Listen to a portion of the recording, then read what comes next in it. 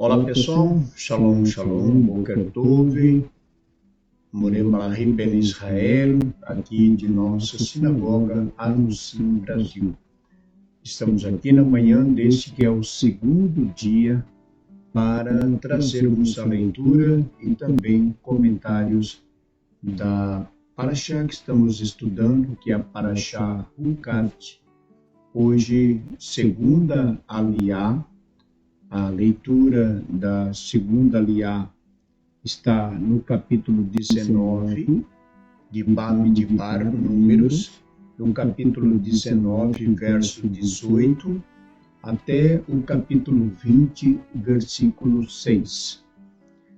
Queremos dar as boas-vindas a todos, nosso Boker Tov, muito bom dia, que Hashem, nosso Deus, lhe abençoe grandemente nesse dia de trabalho, nas suas atividades, que Hashem os abençoe, os guarde livre de todo mal e de todo perigo. Hoje já estamos no dia 2 do mês de Tammuz e pelo calendário gregoriano, dia 8 de julho do ano de 2024. E dia 2 de Tammuz, do ano de 5.784. Estamos nos aproximando do dia 17 do mês de Tammuz, quando, então, neste dia, estaremos em jejum, no dia 17 de Tammuz. Nós vamos estar falando mais, reforçando o que nós falamos no serviço de Kabbalah, de maneira como devemos realizar este jejum. Já sabemos realmente o motivo, né? Nós já sabemos pelo qual nós estaremos jejuando, mas vamos trazer mais informações também a respeito dos horários, né? Então, hoje faremos a leitura da segunda Aliyá, Parashá Hukat, e desejamos a todos aí um ótimo dia, e a você que hoje, dia 8 do mês de julho, você que é do mês de julho, assim como eu também sou do mês de julho, né? E também está se aproximando aí a data do meu aniversário, mas hoje é você que está completando mais um ano de vida, né? E eu quero aqui deixar os votos de parabéns e felicidades, que Hashem, nosso Deus, lhe abençoe grandemente, e conceda muita saúde, muitos anos de vida, e que Ele vos proteja grandemente. Parabéns, Mazal Tov, parabéns, né? Vamos à leitura, então. Baruch atah Adonai Eloheinu melech haolam, asher bahar banu mikol ha'amim venatam lanu et torato, Baruch atah Adonai noten haTorá. E assim nos diz nossa bendita Torá. E tomará ísopo e o molhará na água um homem puro, e aspergirá sobre a tenda, sobre todos os objetos, sobre as pessoas que estiverem ali, e sobre aquele que tocar no osso ou no morto, pela espada ou em outro morto, ou na sepultura. E aspergirá o puro sobre o impuro no terceiro dia, e no sétimo dia, e o purificará no sétimo dia, e este lavará suas roupas e banhará na água, e ficará puro à tarde. E o homem que for impuro e não se purificar, será banida aquela alma do meio da congregação, porque o santuário do Eterno contaminou. Águas de purificação não foram jogadas sobre ele. Impuro é ele, e será para eles por estatuto perpétuo. E aquele que aspergir as águas de purificação, lavará suas roupas, e aqueles que tocar as águas da purificação será impuro até a tarde. E tudo que tocar o impuro será impuro, e a alma que o tocar será impura até a tarde. E vieram os filhos de Israel, toda a congregação, ao deserto de Sim, no primeiro mês, e esteve o povo em Cádiz. E morreu ali Miriam, e foi sepultada ali. E não havia água para a congregação, e juntaram-se contra Moshe e contra Arão, e brigou o povo com Moshe, e falaram, dizendo: Oxalá tivéssemos tido a mesma morte de nossos irmãos diante do Eterno. Por que trouxestes a congregação do Eterno a este deserto para morrer ali, nós e nossos animais? E por que nos fizeste subir do Egito para trazer-nos a este mau lugar? Não é lugar de semente, nem de figueira, nem de videira, nem de romã, e água não há para beber? E retiraram-se Moshe e Arão de diante da congregação à porta da tenda da reunião, e atiraram-se sobre seus rostos, e apareceu a glória do Eterno a eles. Amém. Baru atah Adonai Eloheinu melech haolam, asher natan lanu Torah emet v'chayol lanu betocheinu, Baru atah Adonai noten haTorah. Por meio da cinza deste animal, da vaca vermelha, né, misturada com água, era utilizado um borrifador, né, conforme a Torá fala, porque era borrifado. Então, era usado-se um borrifador, né, para lançar aquela água sobre a pessoa que estava impura. O impuro não se purificava antes do terceiro e no sétimo dia. E era obrigado a passar por esse processo todo aquele que estivesse na condição de impureza. Isso falando da impureza de contato com algum animal ou alguma pessoa que estava morta. Então, a pessoa, por meio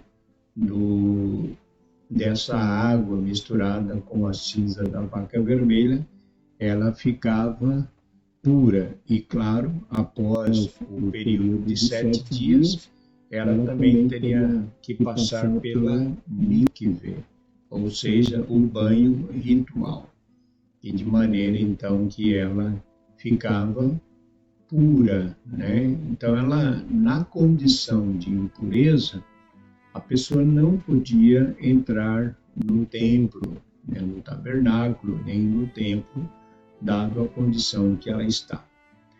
Ainda a leitura de hoje vai nos falar de Miriam, né, da profetisa chamada Miriam, né?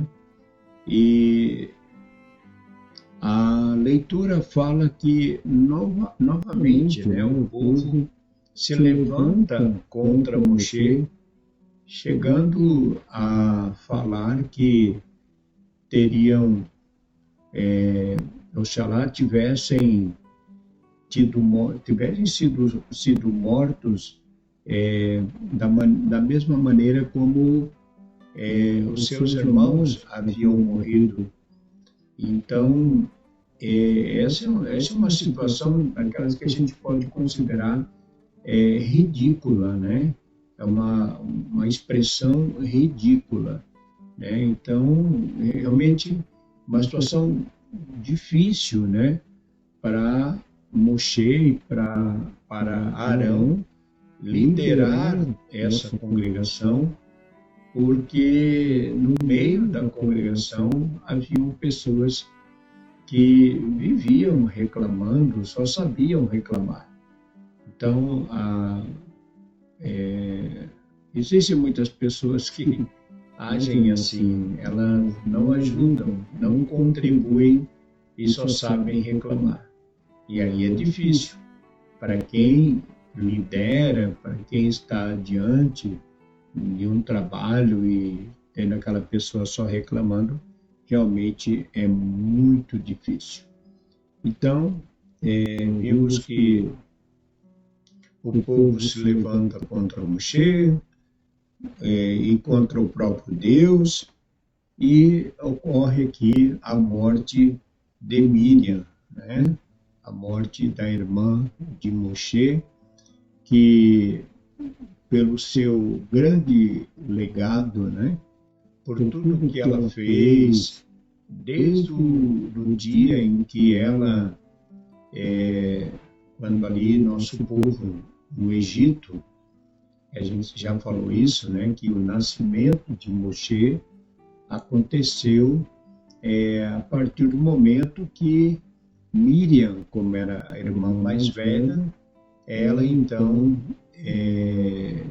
deu força, digamos assim, incentivou os seus pais para que eles tivessem mais filhos, mesmo diante daquele decreto do faraó de matar todas as crianças. Então, quando nasce Moshe, o povo de Israel no Egito, né, está vivendo aquele decreto da morte de todos os meninos. E então, antes disso, quando já acontecia toda aquela perseguição, os pais já haviam decidido não ter mais filhos por causa dessa perseguição. E Miriam foi uma grande incentivadora, né, aos seus pais para que eles tivessem, sim, filhos, mesmo diante daquela dificuldade. Então, isso é interessante, a gente conhecendo aquilo que nossos sábios falam, que a gente aprende com a Torá, né? Porque eu até não sei se já não tenho comentado a respeito disso, mas a gente vê que hoje as pessoas eles estão evitando, né, de terem filhos por causa das dificuldades. Eu falei outro dia na sinagoga que as dificuldades, elas sempre existirão. A gente sempre vai passar por situações difíceis. E que o Brasil, o país onde nós vivemos, é um país que há muitos e muitos anos se fala que o país está em crise, né? Só que enquanto para alguns brasileiros, algumas pessoas, ele está em crise, outros aproveitam a crise para ganhar dinheiro, para enriquecer. Então, é como diz aquele ditado: enquanto uns choram, outros vendem lenços, né? Então, mesmo diante das dificuldades, das crises, pelo menos alguns anos atrás, os pais tinham filhos, mesmo diante dessas crises. Sempre existiu crise no nosso país. Então, sempre foi difícil criar filhos neste país. Mas os nossos pais, os antigos, tinham filhos, né? Eles, não tanto só por uma questão de não ter um controle, mas eles tinham as famílias, eram famílias grandes, né? Então, hoje nós vimos que as pessoas evitam ter filho, e ainda que o país está em crise, mas a gente percebe que tem muitas pessoas que têm condições de ter filhos, sim, né? Mas evitam. Então, no caso de Moshe, Miriam, nossos sábios vão falar dessa profetisa, que foi ela quem incentivou os seus pais para terem filho, e como nasceu aí Moshe. Então,